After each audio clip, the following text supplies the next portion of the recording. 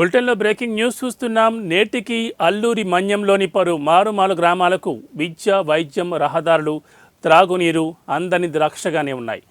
మన్యం మారుమూల గ్రామాలకు సరైన రహదారి సౌకర్యం లేక గర్భిణీలను, రోగులను, వృద్ధులను ఆసుపత్రికి తరలించాలన్నా, ఆసుపత్రిలో మృతి చెందిన రోగుల మృతదేహాలను స్వగ్రామానికి తరలించాలన్నా డోలిమోతలే శరణ్యంగా కనిపిస్తున్నాయి.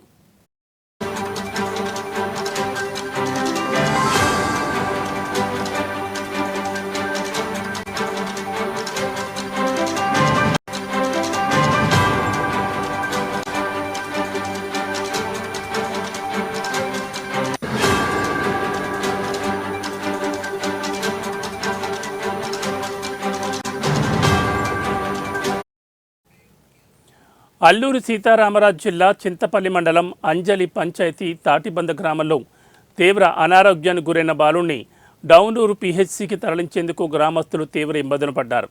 గ్రామానికి నేటికి సరైన రహదారి సౌకర్యం లేకపోవడంతో రోగిని కొండలు గుట్టలు ఎక్కుతూ వాకులు దాటుతూ అతి కష్టం మీద పిహెచ్సికి తరలించారు.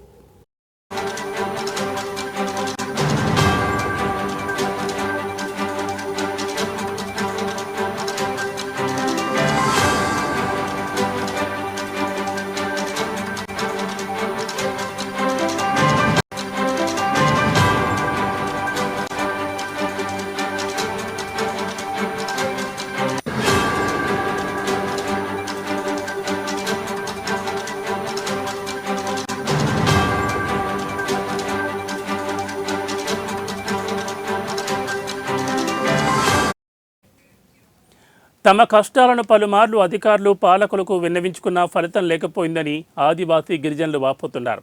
ఇప్పటికైనా అధికారులు, నేతలు స్పందించి తమ గ్రామానికి రహదారి, త్రాగునీరు సౌకర్యంతో పాటు అంగన్వాడీ కేంద్రం ఏర్పాటు చేయాలని గ్రామ పెద్ద సింధేరి రాంబాబు గ్రామస్తులు కోరుతున్నారు.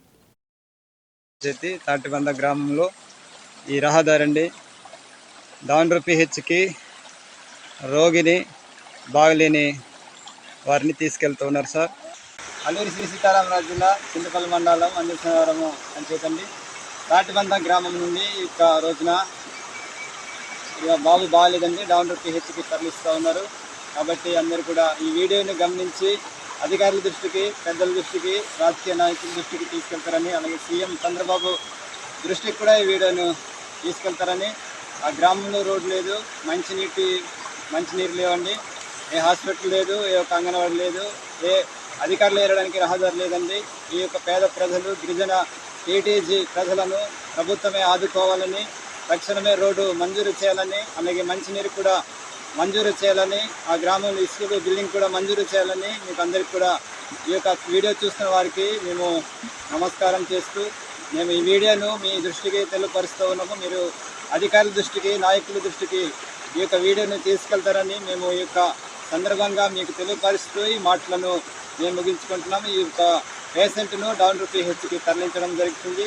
కాబట్టి అందరూ కూడా గమనించి ఈ వీడియోను షేర్ చేస్తారని మేము మీకు తెలియపరుస్తూ ఈ మాటలను ముగించుకుంటున్నాం.